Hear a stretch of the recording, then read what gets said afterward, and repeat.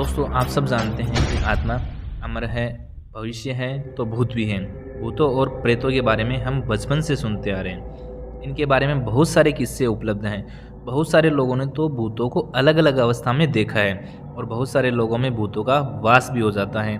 आपके मन में भी सवाल उठ रहा होगा कि सोते वक्त भी भूत प्रेत चिपकते हैं। इसी सवाल का जवाब हम इस वीडियो के जरिए देंगे। साथ ही यह भी जानेंगे कि भूत प्रेत क्या होते हैं और इनसे बचने के उपाय क्या है। भारत में दोस्तों सैकड़ों भूतिया मंदिर हैं और पुराने किले मौजूद हैं, जहां पर शाम 6 बजे के बाद आम लोगों के जाने की मनाही है। मतलब वहां पे 6 बजे बाद में आपको जाने नहीं देते। सबसे प्रसिद्ध राजस्थान के भानगढ़ का किला है। प्राचीन स्मारकों में छिपे भूतों के रहस्य को जानने की कई लोगों ने कोशिश की है, लेकिन नतीजा सिर्फ रहा है। इसी प्रकार आपने मेहंदीपुर बालाजी मंदिर के बारे में सुना होगा। यह राजस्थान में स्थित एक बहुत ही प्राचीन मंदिर है, जहां आज भी बहुत से लोग जो भूतों से परेशान हैं वहां जाते हैं और अक्सर ठीक हो जाते हैं। भूत असल में मानव शरीर की आत्मा है। जब किसी इंसान की मृत्यु हो जाती है तब वह भूत बन जाता है। भूत बनने का कारण मनुष्य के बुरे कर्म होते हैं दोस्तों।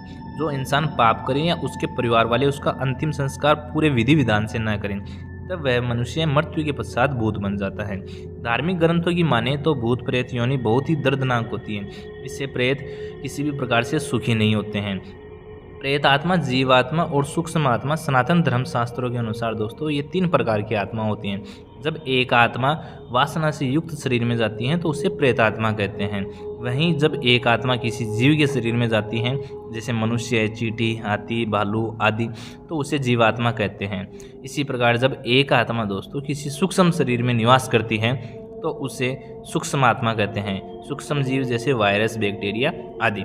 मरने के बाद दोस्तों आमतौर पर मृत्यु के बाद इंसान की आत्मा शरीर छोड़कर भगवान के पास चली जाती है। ऐसा अपने हिंदू धर्मशास्त्रों में माना जाता है।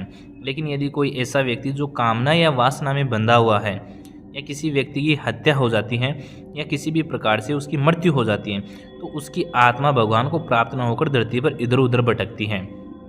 मोह की चाह में आत्मा एक व्यक्ति के शरीर से दूसरे व्यक्ति के शरीर में प्रवेश कर जाती हैं। किसी की मृत माता पिता या उसके पितृ का अगर कोई श्राद्ध न करे तो वह भी उसे तृप्त न हुए पितृ द्वारा परेशान होते हैं। इसलिए श्राद्ध हमेशा दोस्तों हिंदू धर्म के अनुसार जरूर करने चाहिए। हिंदू धार्मिक ग्रंथों में उल्लेख यह भी मिलता है कि आत्मा के 3 शरीर होते हैं। पहला स्थूल, दूसरा सूक्ष्म और तीसरा कारण शरीर। यह 3 आत्मा के शरीर माने गए हैं। प्रकृति के अनुसार आत्मा का स्थूल शरीर 120 से 130 साल तक होता है। सूक्ष्म शरीर की उम्र करोड़ों साल तक है और आत्मा का जो कारण शरीर है वह अमर होता है और यह वायु रूप में हमेशा पृथ्वी के ऊपर निवास करता रहता है। स्थूल शरीर जो कि आत्मा की सबसे पहली अवस्था होती है दोस्तों, उसे आयुर्वेद और योग क्रिया कर 150 से 170 साल तक जीवित रखा जा सकता है। हिंदू धर्म के अनुसार जो लोग एकादशी मतलब 11 पूर्णिमा या अमावस आदि को नहीं मानते हैं और भगवान का अपमान करते हैं, हमेशा गलत काम करते रहते हैं, जैसे शराब, मांस, मदिरा का सेवन करना, ऐसे लोगों को सोते समय भूत प्रेत चिपकते रहते हैं। ये लोग बहुत जल्दी भूतों के वश में आ जाते हैं।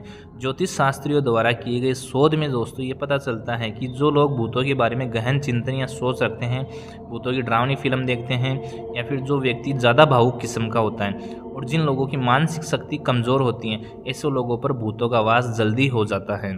सोते समय ऐसे लोगों के ऊपर भूत प्रेत जरूर आ ही जाते हैं कई बार। हिंदू धर्म के अनुसार किसी भी धार्मिक कार्य को रात में किया जाना अशुभ माना जाता है। जो लोग रात में किसी भी प्रकार का कोई धार्मिक कार्य करता है वह बुरा ही कहा जाता है। रात के दौरान भूत को वश में करना, गलत सिद्धियां करना आदि प्रकार के कार्य करते हैं। इसी प्रकार के लोग सोते हुए लोगों के पास भूत प्रेत भेजते हैं। दोस्तों अगर सीधे साधे लोगों के पीछे दुष्ट आत्माएं पड़ जाती हैं, यदि किसी व्यक्ति पर भूत प्रेत का साया है, तो ऐसे लोगों को दिन के समय बुरे सपने, घबराहट, बार बार झटके आना या फिर डर लगना आदि ऐसे संकेत आते रहते हैं। आपके जीवन में भी इसी प्रकार की कोई यदि आसपास में ऐसी कोई घटना घटित हुई हो तो नीचे कमेंट बॉक्स में ज़रूर लिखें। धन्यवाद दोस्तों।